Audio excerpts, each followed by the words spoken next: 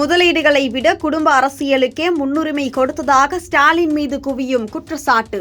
தமிழக முதலமைச்சர் மு.க.ஸ்டாலினின் ஆகஸ்ட் 30, 2025 முதல் செப்டம்பர் 8, 2025 வரையிலான ஜெர்மனி மற்றும் இங்கிலாந்து அரசுமுறை பயணம் தொழில் முதலீடுகளை ஈர்ப்பதற்காக மேற்கொள்ளப்பட்டாலும் பல கடுமையான விமர்சனங்களை எழுப்பியுள்ளது. ஜெர்மனியில் கொலோன் பல்கலைக்கழக தமிழ்துறை நூலகத்திற்கு 1.25 கோடி ரூபாய் நிதி வழங்கியதாக ஸ்டாலின் அறிவித்தார். ஆனால் இந்த நிதியின் உண்மையான பயன்பாடு மற்றும் வெளிப்படைத்தன்மை குறித்து வெளிநாடு வாழ் தமிழர்கள் மத்தியில் சந்தேகங்கள் எழுந்து உள்ளன.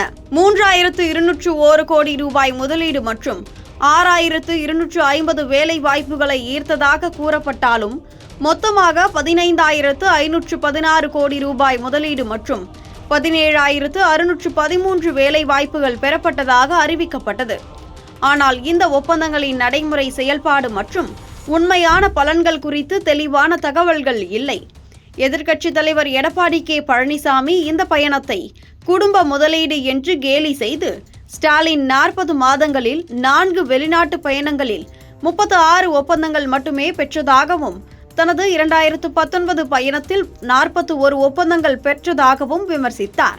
மேலும் ஸ்டாலின் ஆட்சியில் சட்டம் ஒழுங்கு மோசமடைந்ததாகவும், விலைவாசி உயர்வு மக்களை பாதித்ததாகவும், குடும்ப அரசியல் முன்னிலைப்படுத்தப்பட்டதாகவும் இபிஎஸ் குற்றம் சாட்டினார். முந்தைய வெளிநாட்டு பயணங்களில் சைக்கிள் ஓட்டுதல் போன்ற நிகழ்வுகளுக்கு நேரம் செலவழித்ததாகவும், உண்மையான முதலீடுகள் ஈர்க்கப்படவில்லை என்றும் விமர்சனங்கள் எழுந்தன.